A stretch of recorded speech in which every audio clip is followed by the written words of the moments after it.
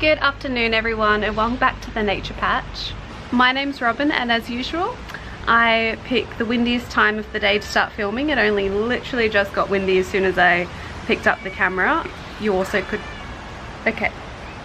Annie's also crying behind me. She's fine. She just wants to come outside and she will get to come outside after I do a few jobs around the garden. So unfortunately for the past week around southeast Queensland and around the Brisbane region we've had some really severe fires. So the fire level around here has been up from extreme to catastrophic. There's a total fire ban pretty much across most of the state of Queensland at the moment. So there's been over 10 homes that have been lost in the region due to fires, and most of the days it has been really smoky around here. We haven't had any fires near our place thankfully. There have been some a few kilometres away which have increased the smoke in this area by quite a lot, but thankfully there haven't been some around our place. We are keeping an eye on the Queensland Bushfires page just to see where they all pop up, so just in case we can be prepared. But the conditions right now is exactly what you don't want for this time of the year. They're perfect for starting fires. So I'm just sitting on my back porch at the moment. You can kind of see it's a little smoky in the distance, but it is really windy at the moment. There's kind of gusts of winds that come through. But the problem with these winds that we're having is they're super hot and dry. Everything is really crispy at the moment. You can see the ground is horribly brown and dry. The plants are really struggling. The bush is really struggling. And plants are just being dormant at the moment. So in Australia there's been bushfires here for tens of thousands of years. It's something that the Australian vegetation actually requires for it to be a healthy landscape. So fires can help with a lot of Australian native seeds to germinate. The smoke actually opens up some of the seed pods and allows them to germinate, which is pretty cool. So unfortunately the downside is when you have people around and you don't actually have those natural fire regimes coming through and people aren't doing back burns, a lot of the time the grasses and the smaller shrubs can become really thick in these landscapes, when in a natural fire regime with consistent fires that wouldn't be the case. You get a really big build-up of all of these grasses and understory in a forest. It's perfect conditions for a massive blaze to go through. So these fires that are going around are really hot fires, which of course you think that a fire is hot because it's fire. But you can have a hot burn or you can have a cool burn. So these hot burns are reaching the tops of the trees that I just showed you, the tops of the Australian eucalyptus gum trees, and honestly killing a lot of those trees. With a cool burn, you're just burning off that understory layer. So it's a really tricky scenario when you have a lot of people in these areas that are getting affected by fires. One, the climate's been changing a lot in this area and we haven't seen these conditions before. Two, it's really hard to manage fires when you've got people around and have consistent burn-offs. So my thoughts go out to everyone in Australia who's affected by these fires at the moment. And it's not over yet. These conditions are set in for the next few weeks or so. So there's no doubt we're going to see more fires at the moment, but if you are in a fire-prone area, I would 100% just recommend that you have a plan. So Scott and I spoke the other night on just what are we going to take if there is a bushfire. So we've got that in our heads at least now. The prospect of actually having a bushfire here is unlikely, but because we are located right next to bushland, which if that does catch light, it could potentially come over to our property. So it's just something we need to be aware of. But on a lighter note, now that it is a little bit cooler, because it has been 32 degrees today and it'll be that for the rest of the week, I have started to pot on some of my plants that I have. So I potted on all of my okra today and I'm going to be planting some kind of interesting things up next that I kind of picked out of the pantry and old scraps. So this is the first thing that I'm going to be planting. It was just some celery that I bought from Coles. I really needed a big bunch. And I decided to just put it in a bit of water and see what would happen.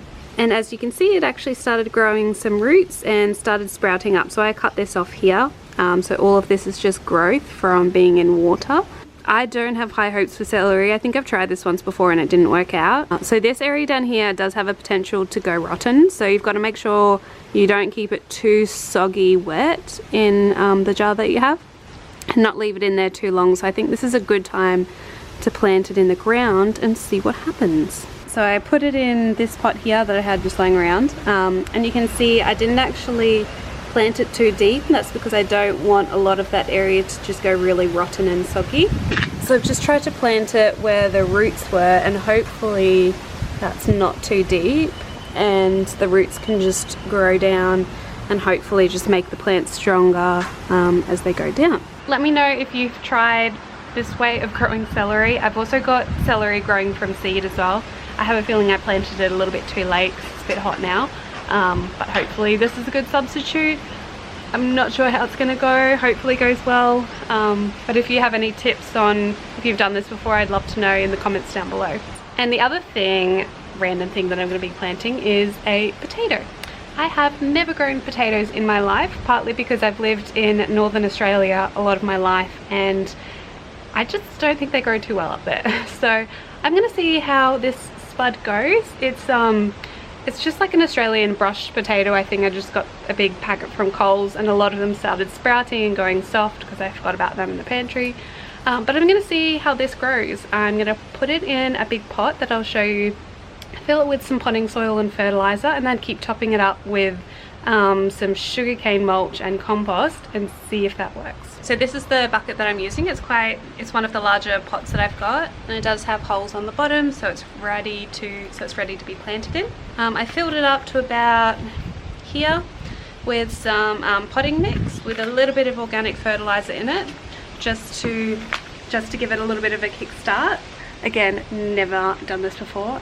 I know people in England and Ireland and Scotland all plant potatoes all the time, and your soil is great over there and mine's not here, so doing potatoes in the ground is absolutely impossible over here. So I'm going to try it in pots and see how that goes. Again, this is totally just an experiment. I have no idea what's going to happen, so we'll find out. I'm going to pop this in the pot, leaving like a little bit of room, I guess, for the light. And then I'm going to top it with some sugarcane mulch. So that's what it looks like in the pot now. There's quite a thick layer of sugarcane mulch, and then the potato is down there. Hopefully I've done that right. I don't know. But as this bud grows up and the plants start to come out of the ground here, I'm just going to keep topping it up with straw and some compost. Fingers crossed. I'll also quickly show you just my okras that I potted up. So they're all doing really nicely. I'm excited to plant these in the ground actually. So I've decided to have 3 of the red burgundy okras and then 3 of the Clemson spineless. So I'll have some green okra and red okra, and I am super excited about these and the flowers of them because they look really pretty. So I might leave this video here. I have a bunch of watering to do, which is my daily chore at the moment. Again, please keep everyone who's been affected by the bushfires in your thoughts. The only plus of the bushfires is that we get incredible sunsets at the moment. The sky just fully turns orange and pink and it's absolutely beautiful, but for a really sad price that you need to pay for that. Thank you so much for watching another video. I've got a lot of jobs to do on the weekend in the garden, so I'll be filming some of that. I hope wherever you are, you're not impacted by any natural disasters, or you're managing them as best as you can. And until my next video, happy gardening. Bye.